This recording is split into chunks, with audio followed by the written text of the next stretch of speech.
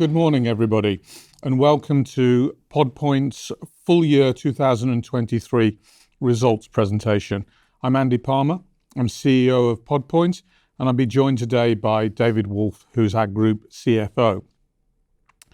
As you all know, I've been interim CEO of the group since the middle of last year and have worked very closely with the board and the executive team to do two things. Firstly, to bring strategic focus to PodPoint. This work culminated in the Powering Up strategy that was presented at our Capital Markets Day in November last year. Secondly, to bring more operational grip and control to the group. We'll cover a lot of the details during today's presentation, but let me be clear. We're making great progress and the Powering Up strategy is indeed delivering. We remain very confident that the group has the right strategy. That said, we're still only at the start of delivering our strategy and we have a lot more work ahead of us. We're focused, we are delivering, and we will continue to deliver. As importantly, we're delivering on our promises. Our financial results are slightly ahead of our guidance. We upgraded our guidance in November and we've come in better. Furthermore, you'll see we're making strong progress against the 9 operational targets we set at the CMD. Last month, we announced the appointment of our new CEO, Melanie Lane. Melanie will join the group on the 1st of May, and the board are very excited about her arrival. She's had a fantastic career to date and brings a wealth of experience in energy transition and delivery of strategic change. Mella's been getting up to speed and spending time with the senior leadership team, and I know she's looking forward to meeting with our shareholders in the months ahead. I will be moving back to the board, and I'm looking forward to taking on the role of chairman for PodPoint. With myself, David, as CFO, alongside Pilgrim Bert, who's head of flexibility or Flex, and Arjun van Rugen, our CTO, there is continuity in the team that constructed and presented Powering Up to you last year. See slide 2 and please note the disclaimer. Turning to today's agenda, I'll provide a summary of what we've achieved in 2023, how we're delivering on our promises, and the strong momentum that we've seen during the second half of the year. David will then provide a full review of our financial performances in 2023, and then I'll return to discuss our strategic focus, our priorities, our outlook, and our summary. We'll then be happy to take your questions. In terms of our financial highlights for 2023, our full year numbers are ahead of guidance that we gave at our interims and that were upgraded at the time of our CMD in November. Clearly, performance was soft in half one, but we've built momentum since then. Net revenue was 63.8 million, which is down 11% compared to 2022, a year that saw a major boost from the OZEV scheme. Our H2 performance was up 11% compared to H2 2022, which I'll come back to. Gross margin was up 700 basis points to 30% for the full year. Yes, you heard me right. That's 7 percentage points up. This has been a fantastic achievement by the business and that we have more to go for. David will come back with more details on the drivers of this performance. Adjusted EBITDA loss was 15.3 million for the year. While slightly better than our guidance, this is a disappointing performance and should mark the low point in our results. Cost discipline was poor, and that is now being addressed through our transformation plan. Net cash ended the year at 48.7 million. Our cash management has been very good. David and the team have done a great job here. Lots of great disciplines have been embedded into our business. On this slide, you can see that across a series of financial metrics, the business has seen a dramatic change of momentum in the second half of 2023. While Powering Up was only formally launched towards the end of 2023, we actually began the implementation of the strategy at the end of August. As promised, back at the interim results, we made some rapid changes to how we operate, bringing much greater discipline and a culture of accountability. And these changes have led, as you see, to early gains. In the top left-hand chart, we show revenue growth. After a disappointing H1 with revenue down 26%, we returned to a year-on-year growth in the second half of the year, up 11%. Growth returned despite us not having addressed all of our challenges, so clearly there is more to come. On the top right, you can see our gross margin improved by 900 basis points in H2 compared to the prior year. As I mentioned earlier, our gross margin was strong across the year, albeit improved at a slightly higher rate in the second half. On the bottom left, we show revenue for the home segment. Our home performance made difficult reading in H1, down 54%. However, I'm pleased to confirm that we've returned to growth, albeit modestly, in the second half at plus 3%. Finally, on the bottom right, we can see our cash burn performance. Cash burn improved by 5 million during the second half compared to the first half. Our cash management disciplines become well embedded in the second half. We should see further improvements in cash burn in 2024, despite further exceptional cash costs relating to our transformation program. For those of you that joined our Capital Markets Day back in November, you'll recognise this slide, which is a summary of our Powering Up plan. At its core, we're aiming for 1 million customers by 2030, which will result in significant revenue growth for the group. The three pillars of our strategy are a focus on home and workplace segments with capital-light growth internationally. Second is the rapid growth of flex and recurring revenues, which will turbocharge our customer lifetime value. Finally, we're taking out costs to improve our gross margin and our operating cost base.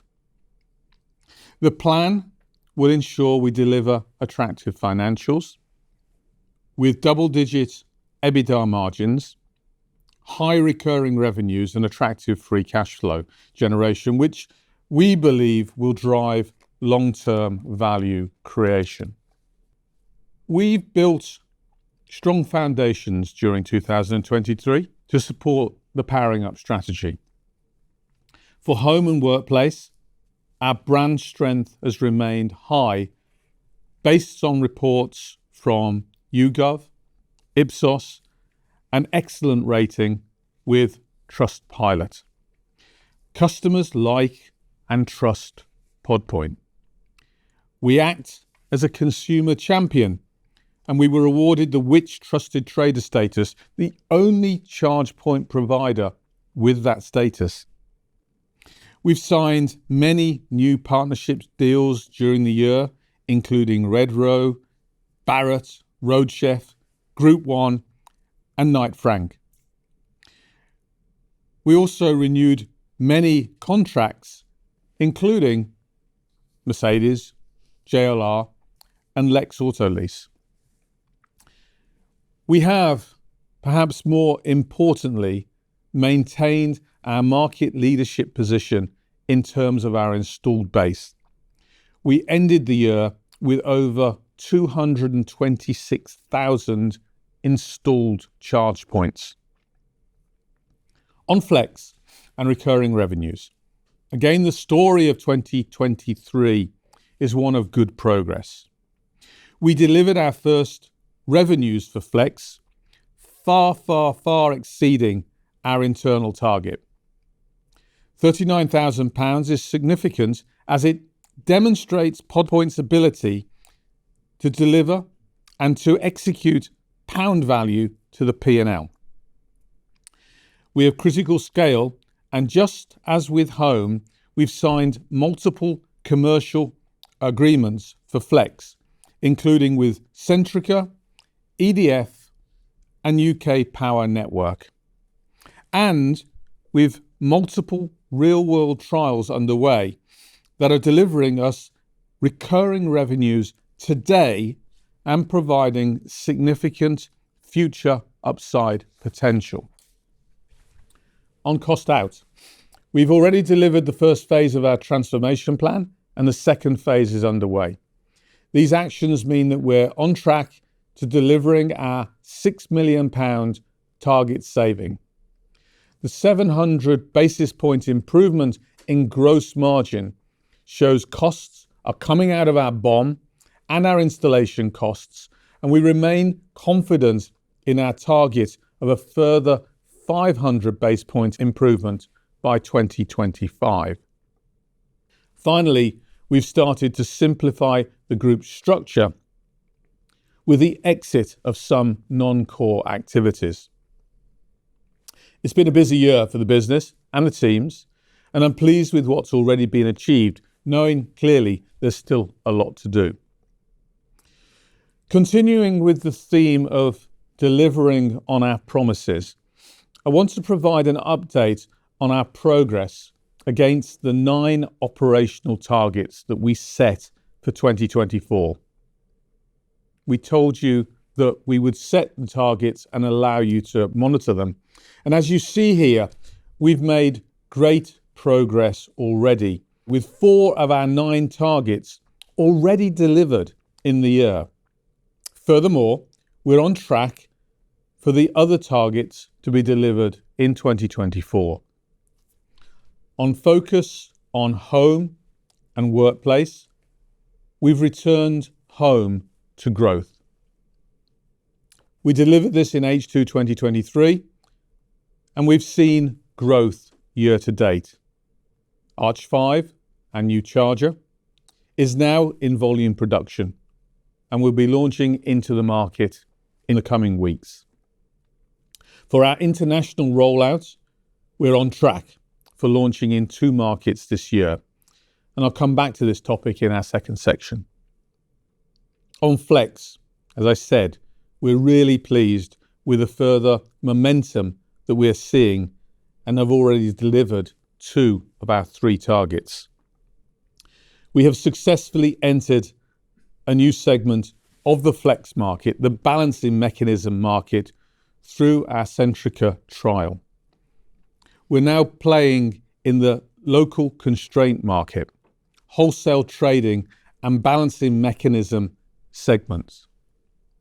Secondly, we've already hit our 6-figure revenue target for the year.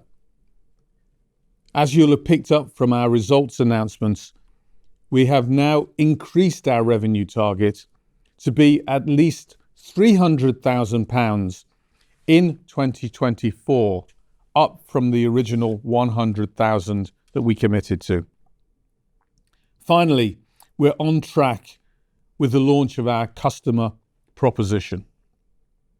On cost out, we're on track to deliver both our organisational transition and the 6 million annualised cost saving. We completed the first part of our redundancy programme earlier this year, and I want to thank all of my colleagues for managing this programme professionally and indeed with sensitivity. Cost out programmes are never easy, but this programme is critical for the long-term success of Pod Point.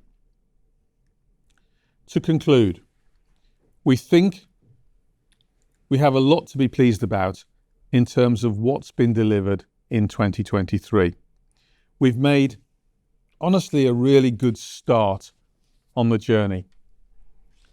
Powering Up, our transformation strategy, was launched, setting out a clear strategic direction for the group that is focused on home and workplace in the UK and in international markets via a capital-light partnership approach. We'll be accelerating our customer lifetime value flywheel through Powering Up. 2023, slightly ahead of guidance that was set back at the interims and then upgraded at the Capital Markets Day. And we've beaten on revenue, Adjusted EBITDA and net cash position. Delivered a strong improvement in H 2023. As I showed you earlier, we've demonstrated strong momentum in H2 across a number of measures: revenue growth, performance at home, gross margin, and cash burn.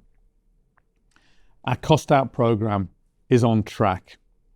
We're making progress and taking full advantage of our strong partnership with Celestica, who manufactures for us. Finally, we're showing strong momentum with Flex. Our 2023 revenues are ahead of plan.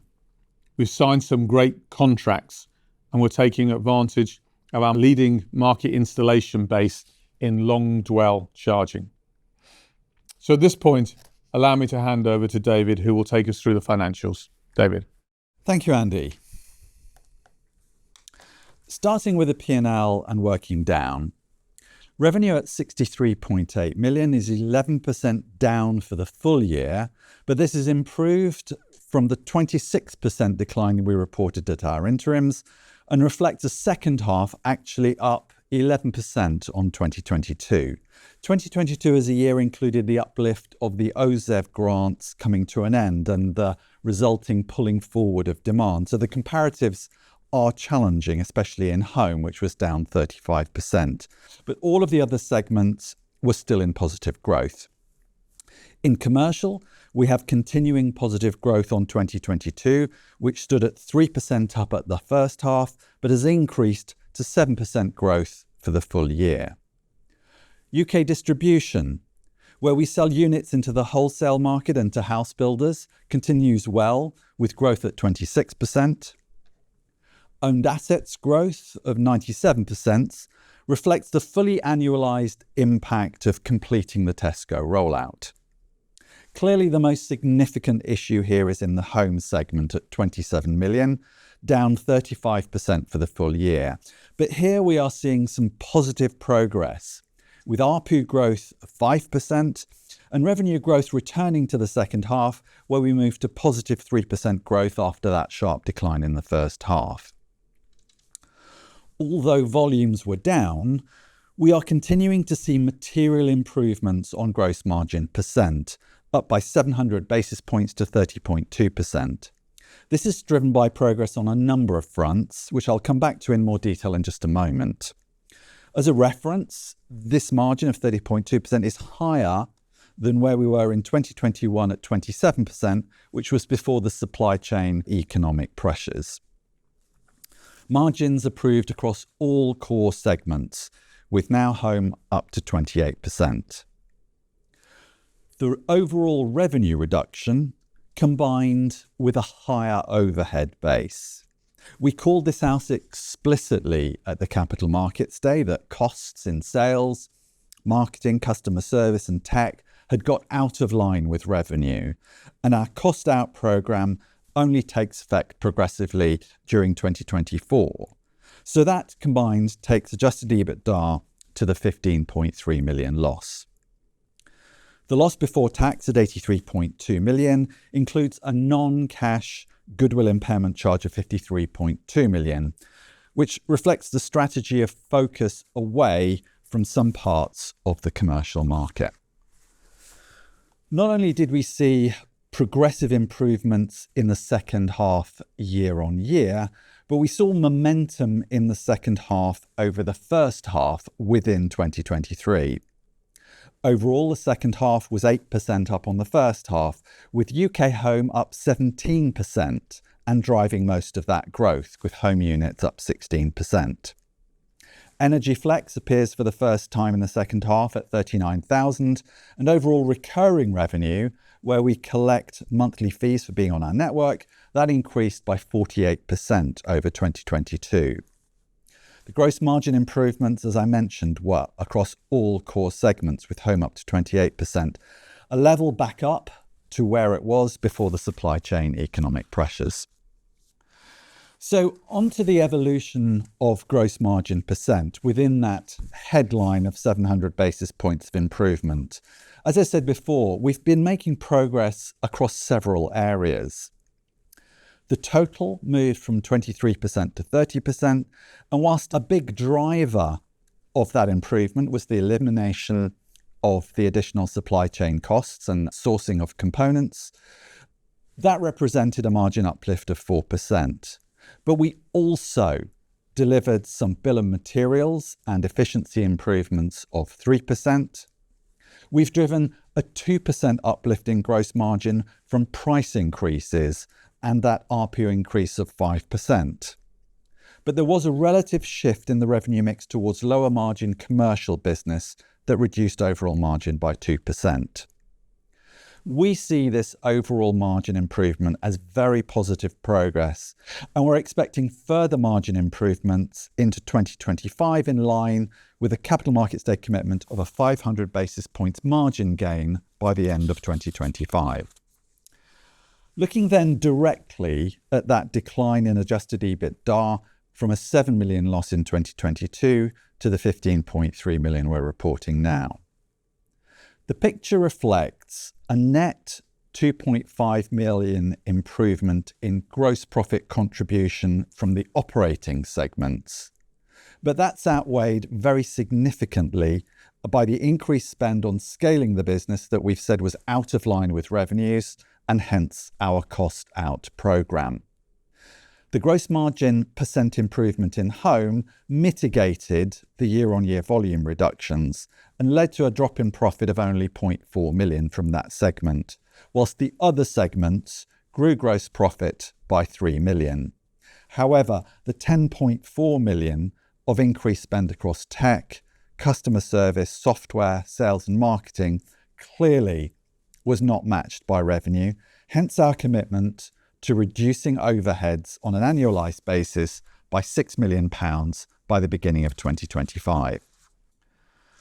Looking at cash utilisation in the year, we continue to demonstrate steady cash management. Closing cash sits at 48.7 million, so total use in the year was 25.4 million, of which the second half was 10 million. The main component of that utilisation after the 15.3 million EBITDA loss was the invested 11.5 million in capitalised development, where we've been working on product and software development, and that represents a small increase on the 10 million that we invested in 2022. Owned asset investment was just £500,000, which reflects the end of the Tesco rollout and that this segment is no longer a focus for the future. Cash management discipline comes through in the 6 million improvement in working capital. Here we are maintaining a tight control on stock and ordering in response to what has been reduced revenue in the year. We will continue to exercise careful cash management so that our strong balance sheet gives us the resources and time to fully execute the Powering Up programme.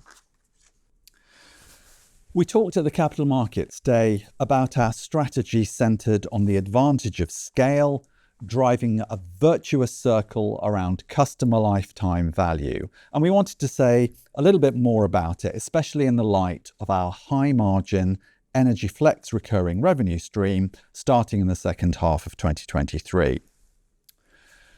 We're now managing the business through the lens of customer lifetime value, as a home charge point customer with a pod point on their wall leads to a long continuing stream of Energy Flex value.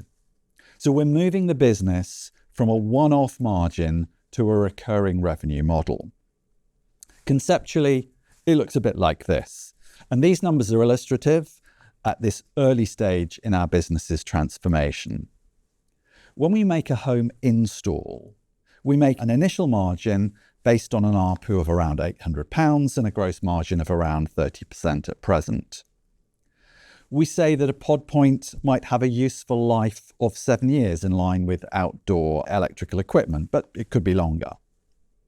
Across that life, we expect to drive Energy Flex high margin revenue, which is now actually starting to flow. And we said we estimate that to be in the region of £40 to £50 per charge point per annum as the share coming to pod point. An acquisition cost might typically arise when we could make a £100 discount offer, as we did in March, and promote it on social media, resulting in a total cost of, say, between £125 and £150. And there will also be some annual support costs to cover too.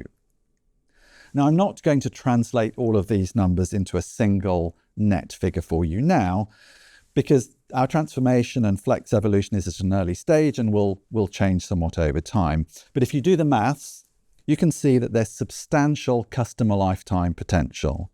And as we aim at 1 million connected customers, there's also substantial enterprise value potential too. So the outlook for 2024. And at this stage, we are maintaining the full year guidance that we laid out at the Capital Markets Day on the headline financials. That's revenue around 60 million, and adjusted EBITDA around a loss of 14 million, and year-end cash ending around 15 million without drawing on the EDF facility. And within those loss numbers and cash consumption numbers for the full year, we would expect to see a greater emphasis on losses and cash consumption in the first half relative to the second half.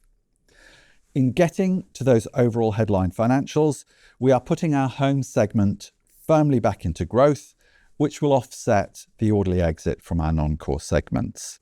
However, we are upgrading expectations on the Energy Flex business. We'd previously guided to around at least 6 figures, and we're now increasing that to around 300,000 for the full year. And with that, I'll hand you back to Andy. Thank you, David. So you've heard from David about the progress that we made. So let's remind ourselves of why we think PodPoint is a truly exciting story.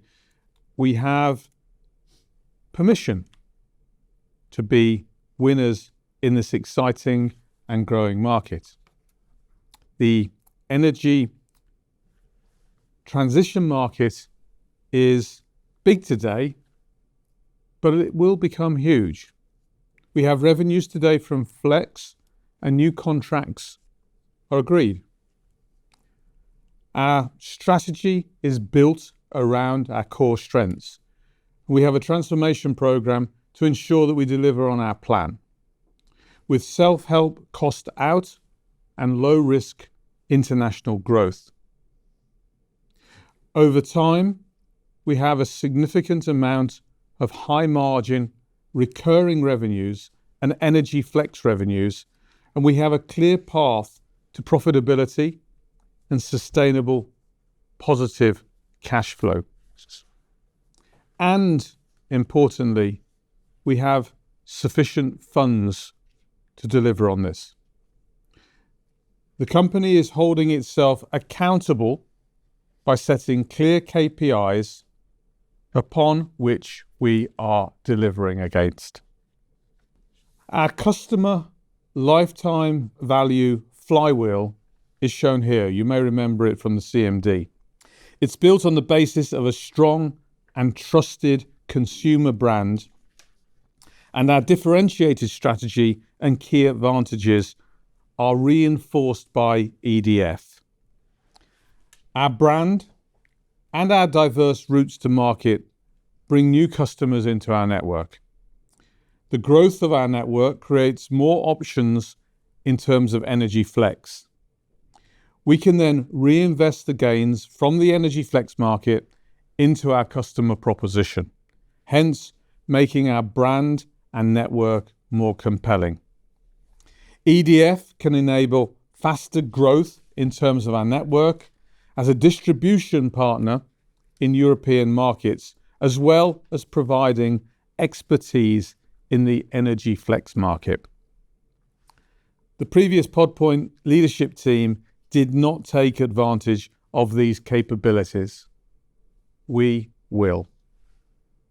The output is attractive. We're setting an ambition of having 1 million customers in our profitable network.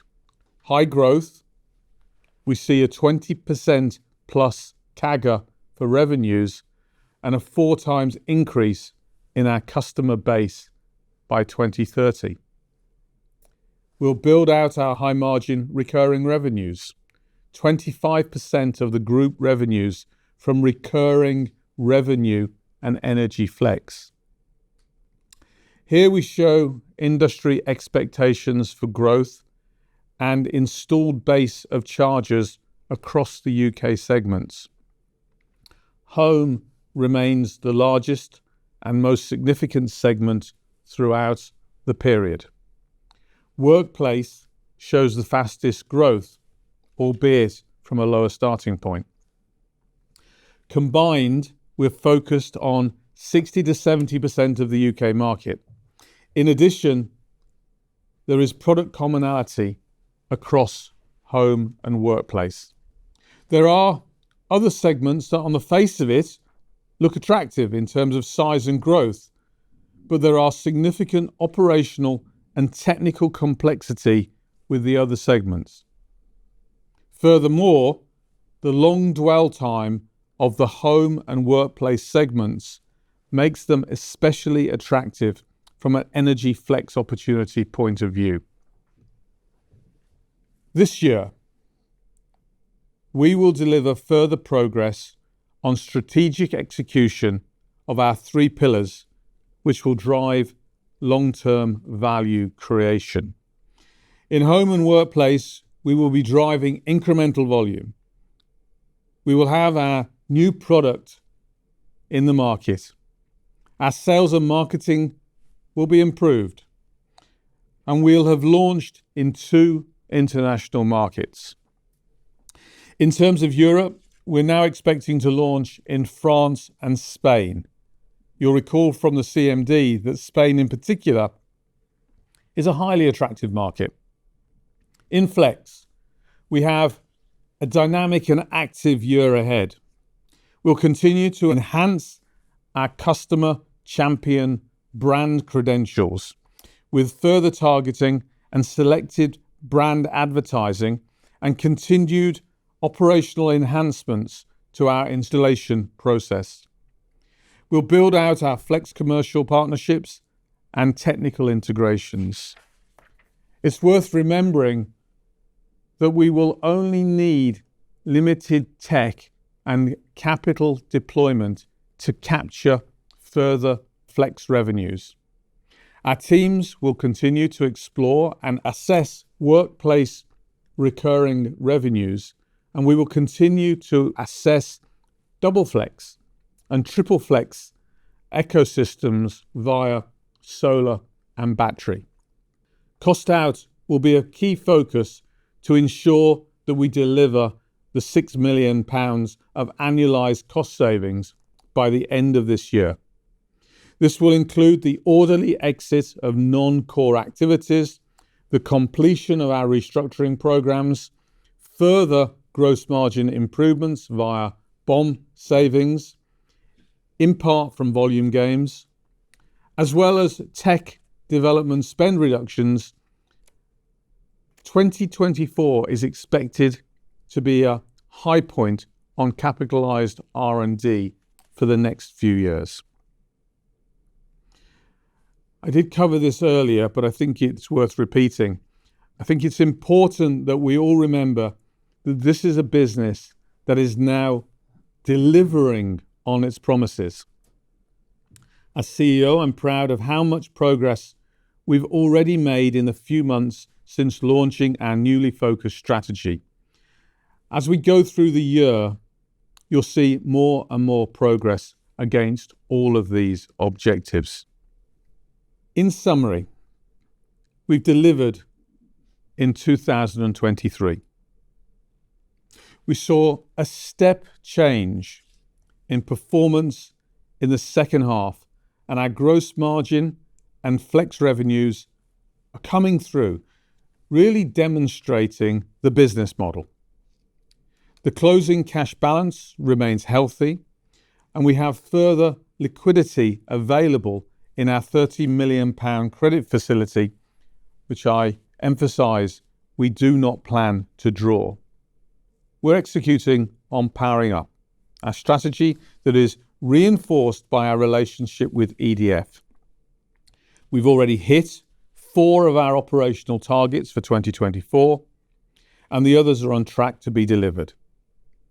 With flex revenues well ahead of a target and our gross margin improving, we are pulling all of the key levers to drive our customer lifetime value. Our leadership team is being strengthened. Our new CEO joins on the 1st of May, and our new COO, coming from EDF, is now in place.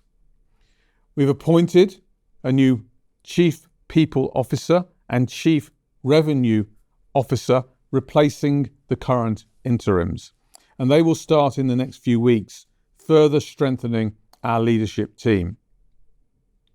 I'll be moving to chair, and David, Pilgrim and Arjan provide executive continuity in terms of our strategic direction. There's a slide in the appendix which we're actually showing here, showing our strengthened leadership team. And I think you can see the persuasive argument for both the new team and the existing team, strengthening our team and showing continuity throughout the Powering Up period. And everyone at Pod Point firmly believes that the long-term future is really exciting. EV penetration is increasing, despite some near-term challenges, and demand for flex is increasing. We have the right ingredients for success: a great brand, widespread partnerships, and an existing leadership position. As you saw at our CMD, our long-term growth and profitability potential remains really attractive. Thank you all. That now concludes the formal presentation, and David and I will answer your questions. And the first question is from Joe Brent at Liberum. Firstly, you very helpfully give guidance on where the margin progress has come from. Could you give similar guidance as to where the future gross margin improvement will come from? Yes, so we've talked about a further 500 basis points of improvement by the end of 2025, and we see further progress coming through in 4 areas. Firstly, on bill of materials, as we progressively bear down on component and sourcing costs working with Celestica, we see some further progress on bill of materials costs. On installation efficiency, we have a program that will drive further efficiency in how well we use both our in-house installer team and how well we work with contracting partners. We'll see some of the mix effect that dragged down margin in 2023 push margin up as our commercial business becomes a smaller part of the overall mix and home becomes bigger. And we also will see some price improvements flowing through into better margin. We have our Arch 5 product, which is OCPP compliant and has solar integration in production right now and will be on the market in the next few weeks, driving a higher price point and higher overall margin. So we see all 4 areas giving us good confidence that that 500 basis points of improvement will land. Thank you, David. That's wonderfully clear. And if I could move on to cash, I think you give some good guidance talking about 24 million of 24 cash of 15 million. And I think talking about cash positive in 27, if I heard correctly, you have no plans to draw on the facility. Where do you think the cash will bottom out? Before we get to cash positive in 2027, we see cash flow progressively improving from 2025. And that's coming out through a number of levers. Firstly, adjusted EBITDA losses will be coming down next year.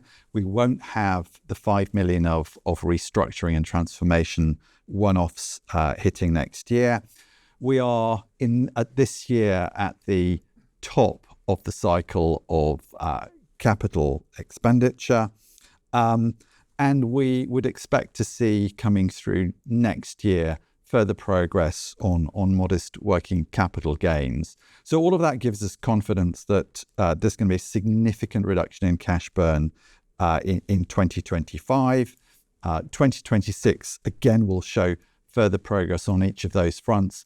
Cash, we think will get into the single digits before it gets cash positive in 2027.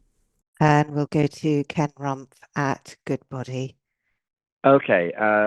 Firstly, gentlemen, I think this is the third update where we've had a slight beat and a slight improvement to guidance. So that's a very welcome habit to be getting into. Congratulations. The two questions. Firstly, kind of a small one, the owned assets business at Tesco effectively. I mean, that's fully invested, I guess, now. I don't know if there's any significant kind of updating you anticipate over the life or anything like that. But my question basically is, what's the sort of free cash flow from that? It's a high margin business. I imagine there's not an awful lot of kind of OPEX attached to it. Obviously, it's got some Triodos debt that kind of sits against it. But I imagine that's pretty much an annuity for nearly 10 odd years. Yeah, that's a good characterization, Ken. We've now completed the rollout. The standard terms of the rollout are for each site in the rollout, we have a tenure of 7 years. And once the CapEx is complete, which it now is, as I said earlier, we get a cumulative cash generation in the region of £2 million a year coming from that estate. So we will just see that run on through to the end of its tenure.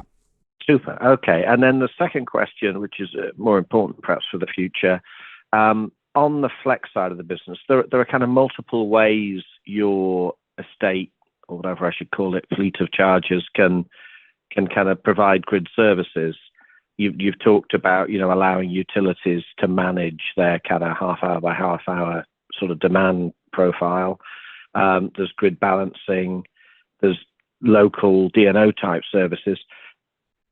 Within the sort of 300,000 that you expect to earn this year, to me, it's important that you're kind of proving each of those various services. So how far do we get, given how large the potential is? Which of the various kind of services that you can offer are we going to have a kind of proof of concept this year? So there are, as you say, a number of segments to the energy flex markets. We believe we have the potential to access 5. Firstly, the DSO, DNO, the distribution network operators. And that's where, to date, we've done deals with the likes of UK Power Networks and NGED. That's where we're getting revenue at the moment. We actually think that is the smallest area of long-term potential. We see the balancing mechanism and wholesale markets as the most significant areas of opportunity. And it's in those areas that we'll be doing trials with Centrica and EDF through the course of this year, although we're not planning for that to be in this financial year a major contributor to the net financial result. We've also got non-energy costs, which is where we help energy companies manage their use of capacity, and the capacity market itself, the long-term forward planning for the grid. So all of those represent long-term revenue potential, contributing to the 40 to 50 pounds that we see coming our way. But this year, Ken, it's just primarily in the DNO part of the market that we are going to be generating revenues, but also proving out capability in the capacity, in the sort of balancing mechanism and wholesale markets. And we'll go to Carl Smith at Zeus. Just two questions. The first is on the contract extensions with Mercedes, Jaguar Land Rover, and Lex Auto Lease. Two parts to this one. Just first is, how important are these as a route to market now? These OEM preferred supplier relationships, and has there been any instances of these supplier agreements not being renewed? I know you used to mention that you had 20 OEMs signed up. Then the second question is on the international expansion. I think at the Capital Markets Day, you identified Italy as being an attractive market as well. Has this now been ruled out, and sort of what are the reasons for ruling out Italy and favouring Spain? The importance of OEMs. OEMs, of course, remain important as a catalyst to sales. As you might have seen, there are a number of OEMs that offer our charger fitment for free, as opposed to just a simple discount off the vehicle. And those in particular have been important and continue to be important, and we very much value the relationships with the OEMs. There's a lot of press, as you know, around the contraction of the EV business, which of course is not true. The rate of growth has slowed down a little, but each of those vehicle manufacturers are held accountable to the regulation, legislation that requires that 22% of their fleet is EV within 2024, and by 2030 that has to reach 80%. So the pressure on the OEMs to sell EVs is relentless and is increasing. And generally speaking, by having relationships with the OEMs, we benefit from that growth. I don't think that we've seen any notable losses from OEMs. Some of the contracts have become non-exclusive, but generally speaking, as I've said in the speech, we've seen renewal of many of those contracts. On international, we don't pull away from our intention to launch in Italy. What we've found in association with working with EDF, that we've simply prioritized our first two countries to be Spain, which has a large nascent EV capability, and France, where of course EDF are ever present. So we said that we would go for the low-hanging fruit. We have done as we said, which is we've designed the Arch 5 new product to be common, basically between the UK version and the international version, and therefore our R&D costs and our risk of development has been significantly reduced going into that market. And we're very much leveraging the relationship with EDF, and that's what drives us basically to France, to Spain. We still have intention in future years. Obviously, we're in Ireland already, but we're intending, of course, to go ahead in Italy and Belgium, and beyond that, we'll see. And the next question is from Thomas Mordell from Brian Garnier. I have a question on the overall BEV adoption in Europe. As you mentioned, there is a sequential slowdown, demand-wise, mostly stemming from lower discretionary spendings and revised incentive schemes.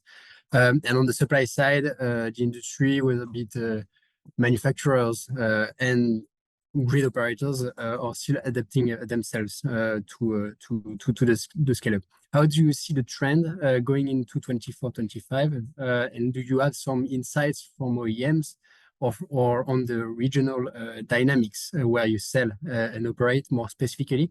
And then the second question, on grid flexibility, regarding demand offset services, are you considering to sell some aggregated capacity you are currently gathering based on the products you sell and the contract you have with customers to grid operators during capacity auctions, such as or like with T1 or T4 auctions in the UK?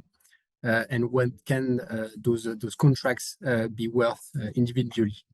Very good. One of the reasons for pursuing an international rollout where we haven't in the past is very much to create a portfolio of countries. So generally speaking, to insulate ourselves a little bit, for example, from the ebb and flow of the UK market.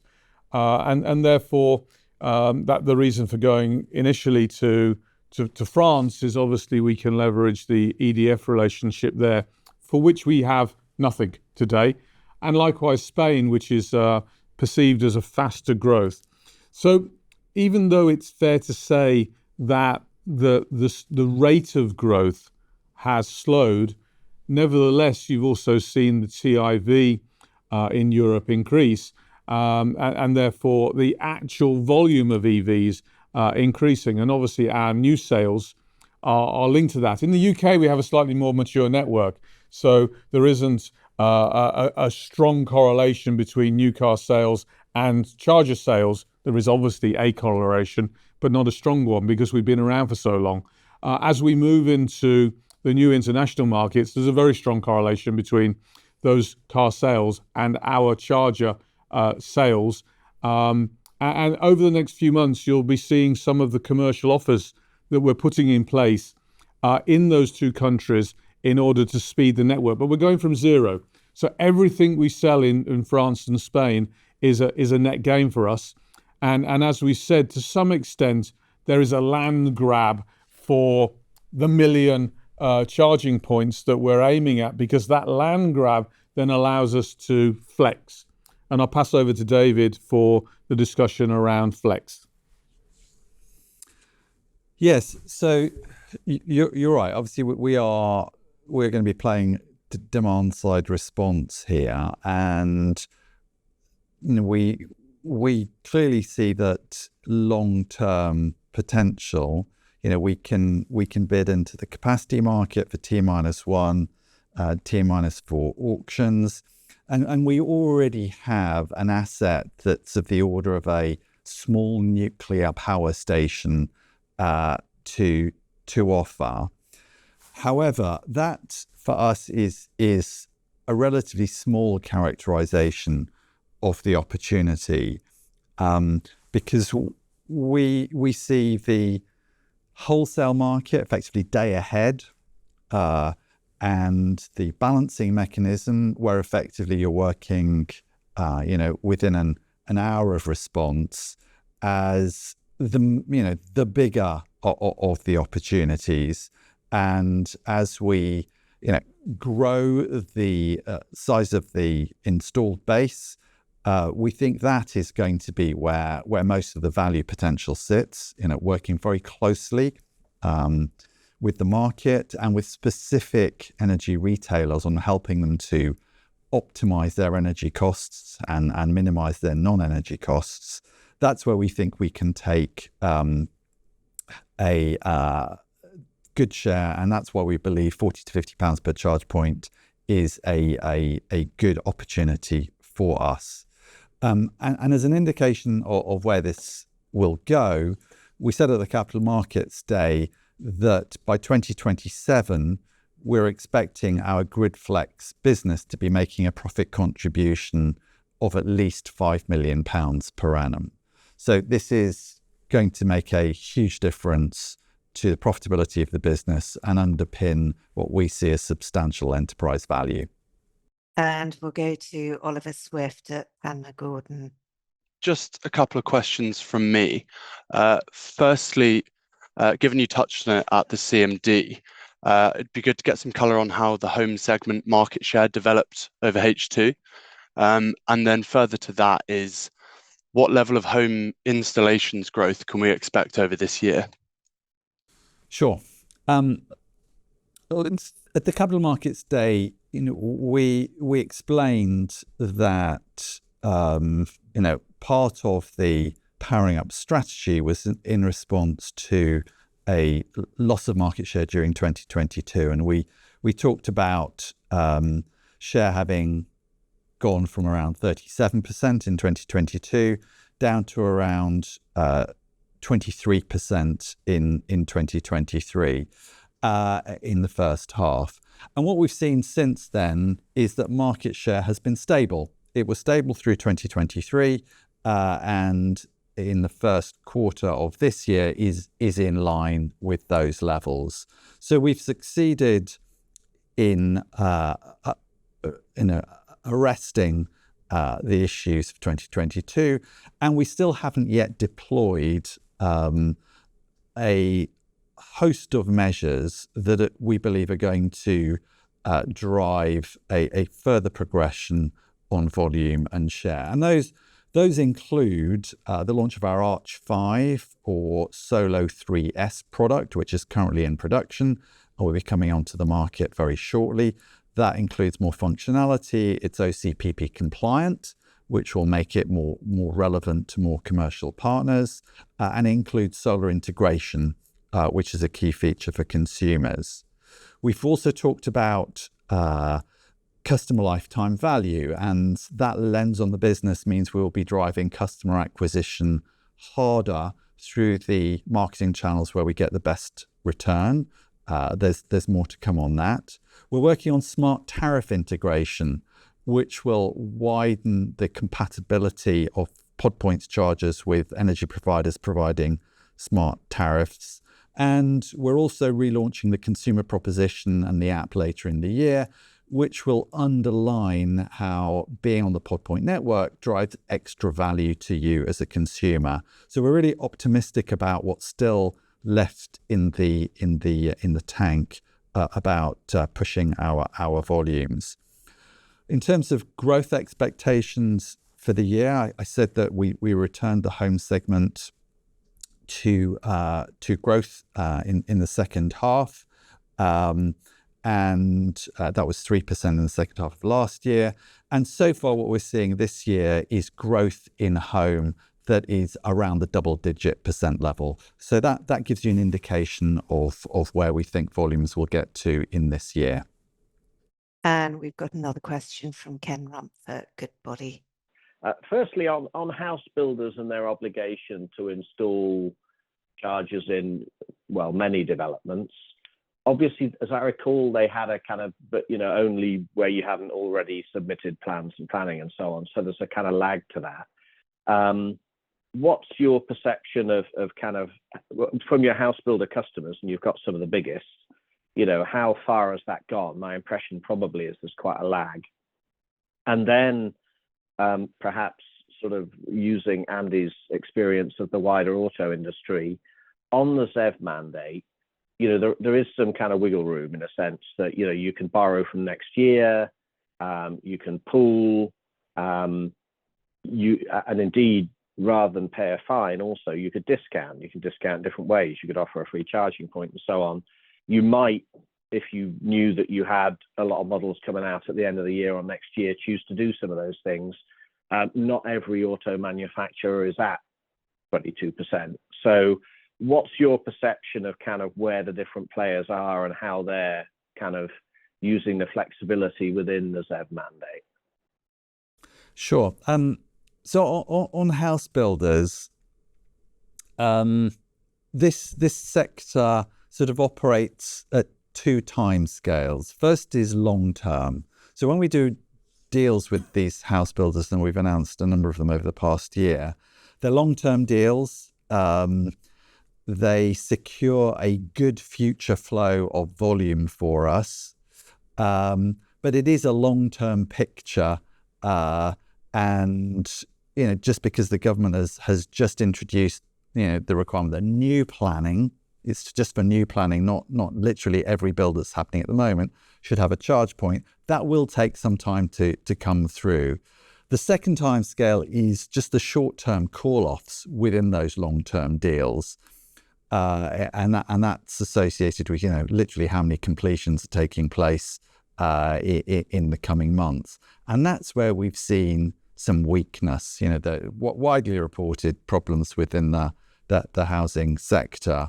So we see short-term volatility in the call-offs, but the long-term looks really encouraging because of the requirement for new build planning to have a charge point, and because we've got this pipeline of long-term deals with a number of house builders secured. So it's both factors together, Ken. Ken, on the OEMs, first of all, I don't think that the ZEV mandate is going to change. Certainly not within this session of Parliament. And if we speculate a change of government, then I think, if anything, it'll tighten up rather than the opposite. And you've seen the opposition talking about bringing back the 2030 date. So I think it's unlikely that we'll see that mandate change. You will see companies missing the 22% numbers. I think, obviously, many of the Chinese will take advantage of that, and you will see a growth of the Chinese OEMs coming into the country. But undoubtedly, a number of OEMs will miss that 22% and will, where possible, exploit some loopholes, if you want to call them that, some alternatives within it. Generally speaking, that's good for us, honestly, because one of the strategies deployed, as you said, is a free charge point, and we already see some of our OEMs actually deploying that strategy. So that's actually helpful. It's true that some will maybe find a way through 2024, but it becomes increasingly hard in 25 and 26.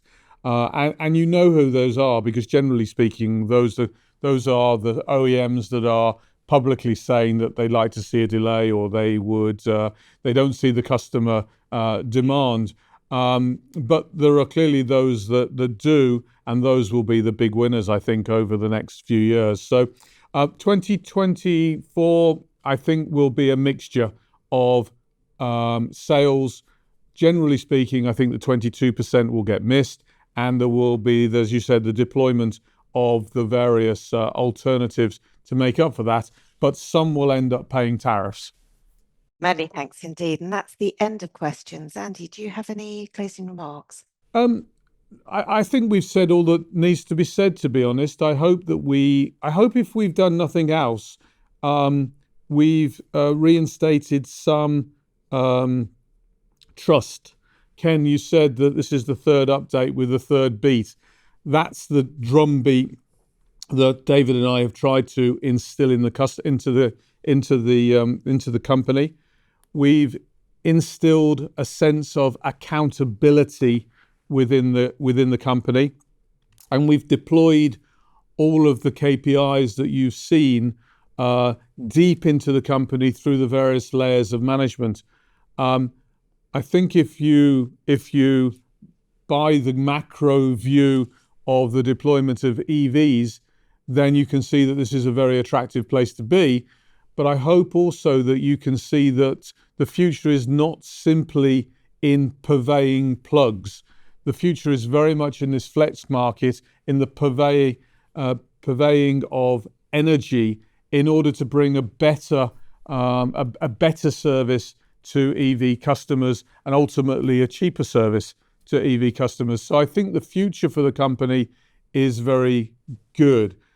I'd like to thank you all in the assistance and support that you've given me over the last 9-10 months as interim CEO. As you know, I'll shortly be moving across to chair designate and ultimately chair, hopefully, and will be supporting the new and current executive team in further deployment of this strategy, which we're all very excited about. But thank you for your perseverance, and thank you for your support over the past 10 months, which has been a heck of a ride. Thank you very much.